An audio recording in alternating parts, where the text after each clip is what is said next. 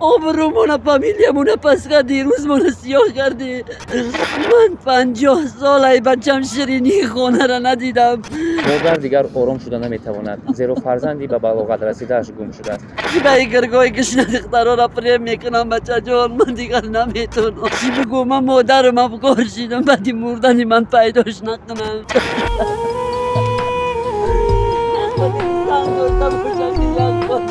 سه زن خواستگار اومد قفایم یه دیگه بر اومد چی روزه یه گم شید بچه جان چه خیلی گم شد حالت نمیفهمونه یگان کد یگان خط خبرم نمیکنن از زندگیم بیزارم بچه جان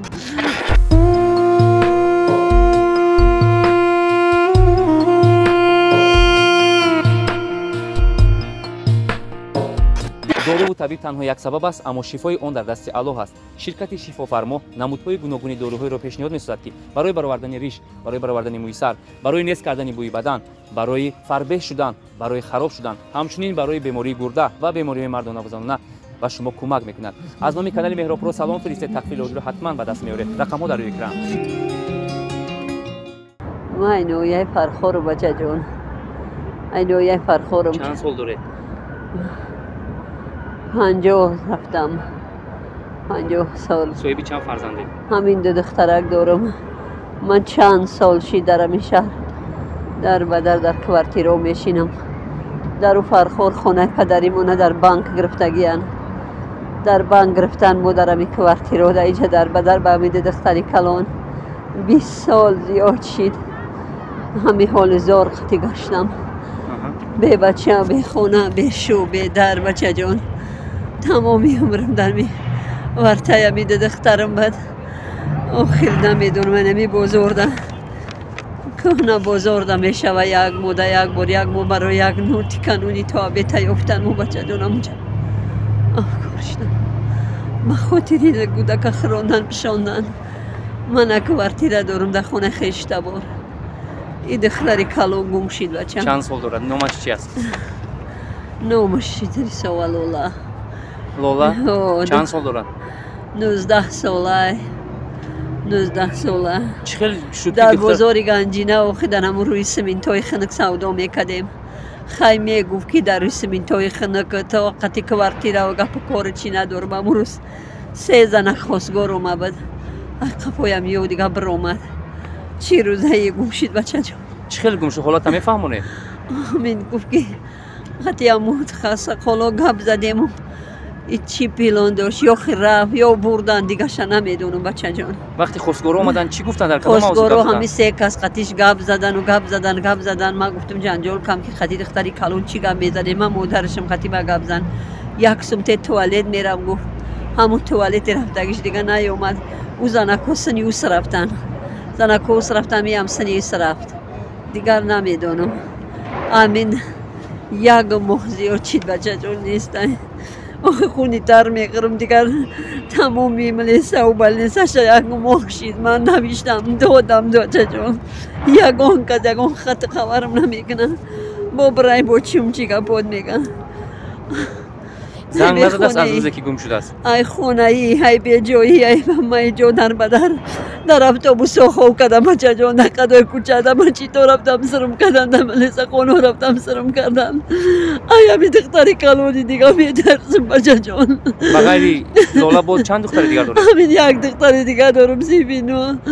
ایش میترسم که دختر من در کوچه و برباد میتم تمامی قسم میدونم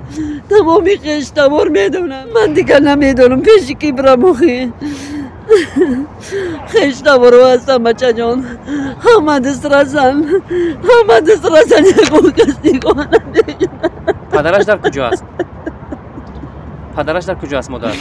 ما بربخشی داشتیده که خودم کودکانه به سر صاحب کنم دو دختر داره دو که فرزند پسر هست؟ نه همین دو دخترک دارم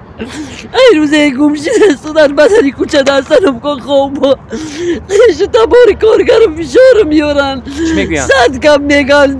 بدبخت هر رو میسه که در بدر شرمنده من کردی آبرومون فامیلیمون پس کردی روز من سیاه کردی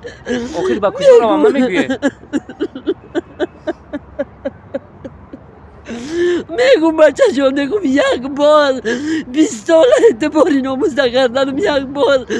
5 سومم دادن یک بار بردن یک هفته در بیخی پیچیقتون جو کردن در روی برپا در قدای راه در پاییز میگفتم نو بودم بخیش تاوری من وظیفه داشته باشن یک روز نه یک روز اسمم میگیرن 20 سال چید تنی دستگیری یک بار پیشی پا میزنن سگی در بدر هر گپ میگن شرمندمون کردی میگه کجا برم دخترم دختروی شما من این حال در کجا استقامت میکنید در کجا شبتون رو روز میکنید در اینجا بچه جان درم بازاری گنجینه میرم خونه میبل فروشش میرم خونه که کروز فروشش به 4 روز نکو مادر رو دلشون میسوزه با خاطری که با امی دختری کلونم گم نشوه با دختری کلون دیگم در قدی کوچه جا ندارید ها؟ من 50 سال ای بچم شیرینی خونه را ندیدم ای روزی که خوشی خونه بر اومدم ایشو بنامی دید گلک در تیپم در گوارم در قدر کوچه دستن افقا در کبرتی رو خیلی قوه یاشی داشتم بچم کار میکردم در استلاوش در توالتش در پولشویش در دختر خراندم خانوندم پشاندم در دهنم قپیدم امروز گرگاهی کشنم 20 ساله شیدن دخترم ای دهنم کنده و گرفته سن دیگر قوتی کاری ندارم بچم آپا جان امی قپی گندم نزنن اقلا نقوان دختر من قپی گندم نزنن همه شرگپ میگم بچه جان روزای آخر مناسبت لالا با شما چی خیلی بود چی میگفت قهر میکرد جنگ جنجال میکرد نه امی قدر میگفت که هردش میگن شما می هممون ای جانمون سیر شیده بدیم جانمون با می جا ما به دخدای کوچه شما تاریک میشید که جا رفتن منو نمیدونستیم خیلی را تلفن میکردیم همش گویا ندیدن نمیشت خیلی چیکار کنیم ما هم جو نداریم ما هم همی خیل شاید همی بیجایی سبب شد که بر اومده رفت میگفت که بیزار شدم از خونه در بدری از خونه 1000 بار میگفت خودم گریه میکردم میگفتم بچم خودم 1000 بار این زندگی بیزار شدم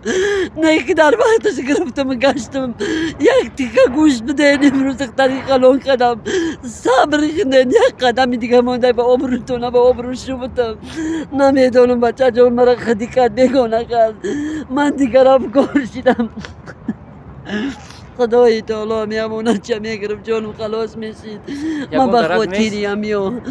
نه همی هر کدومش ای جدای او جدای بیو ای جدای اینجا میگم فریب میکنن میرم 10 گپی پست بلند میزنن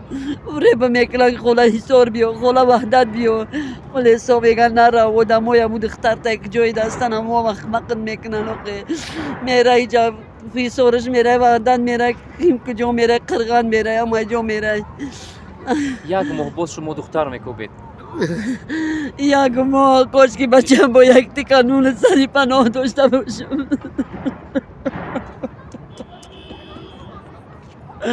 خونه خشته برو میرم میگریم دلگیر شدم میگه آخه وقتی خش نداری بیای سرطمانی شوی دراز میگریم مرا نمیپره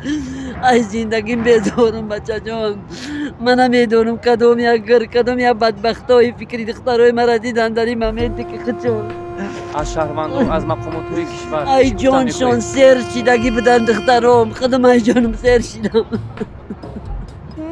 از شهروندان چی خوش داره؟ 20 سال طاقت کردم بچه جان میگفتم ایشالا خوب میشم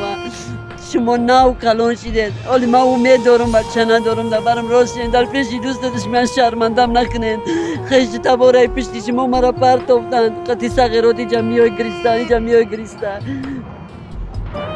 دیگر نمیدونم بچه جان خیلی کسی میدونه که مسلمانی از خونه کم بدبختی دسته آخه چی بگو من مادرم افکار شیدم بعدی مردنی من پیداش نکنم بیو من دختر من بیارم بتن کسی از نمیمونش زنگ بزنه نخو این قدر به ایمان باشه که یک بار بچه جان الو نگه نخو در دلش سنگ بسته باشه من ای گفتن و نولای و فرزندی من همه از زبای مرا در روی برفا خواه کردن خیستن در بدری های مرا زنده و مرده و چمه غمی من مرد و چه من نو مرده من مرده و چرا فراموشی هم مرده زنده دارم بچه جان دیگری چی گفتن نمیتونم آخی آپا جان شاید لالا ما رو تماشا میکند و لالا چی گفتن میخواهد؟ دختری ما زنده نیست اورا کم لاتی کمی کشته دستی کم تروریستی کارگری رو میده خدی کدای بیگناهگرو میبود همین قدر 20 سالی خونی جگر شیدنی مرا و مش نمیده باشن او با چشماش دید در برم راست بند میغلطیده میخستیم در استن ابقو در کوچه در مچیتو در قدای ره در برفو خو میکردم نخود دل سنگ داشته باشن بچه دیگر نخود دل سنگ داشته باشن که یک بار نگه که آیا چای بیه مورد من همی چایم را گم شو دیگه زنگ نزنم چیکو کنم بچه جون تو این درجه دل سنگی فرزند من نمیدونم من میگم کمی را مجبور کرده کمی را مجبور برده شما کارتای بانکی دارید که مشتریان ما با شما کمک کنند؟ نه من ندارم بچه جان من یک تیکه نانم یافتم شکرانه میکردم خیال میکردم که همه خیشی توارم در خدم بایم که دخترهای نموزخون دارم من نمیدونستم که این قدر دل سنگ دارن دخترم زنده و مردش میبود اگر یک بارم کم میزد هر روز خبرهای دروغ میگن بیایی جای بیایی جای بیایی جای تو بجای همون عدل اقبق میکنن نخو من 20 سال خونه جگر بخورم تو یه روزی دختر ما حوض داشتم چی به گرگای کشنه دختر را فریم میکنم بچه جان من دیگر نمیتونم افکار شدم 10 بارا من 10 بار کودکم در تیفم 20 سال شد من مکتوب مینویسم مکتوبای ما به یگون جو نمیرسه کسی از مکتوبای مرا میدرونم میپرتویا نخو در 20 سال یگون کس رحم نکنه من میدونم که مکتوبای من هیچ وقت نمیرسه اگر بچه جان مکتوبای من در 20 سال میرسید من در قدای کوچه و برفا و اتوبوسای کنه و پاییزا خوب بودم نخو یک کس رحم نکنه که بگم بیای مادرمی تیفش بردارم امروز نتیجه در بدری من خون میخوردم خم میکردم خون میخوردم خم میکردم سنی همه میگفتم که شکرانه خدا قومتم راست شده دختر دارم نمیفهمیدم که در سنی پیری میشکنم که دیگر یک کسی نیست دیف ما برداره نه دختری من این قبیر رحم شده باشه تمامی دنیا بفهمن که من 20 سال 30 سال جوان داشتم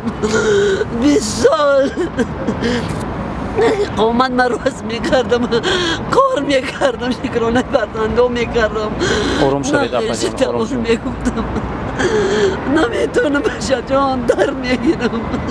اینشو بر میگردد اپا جان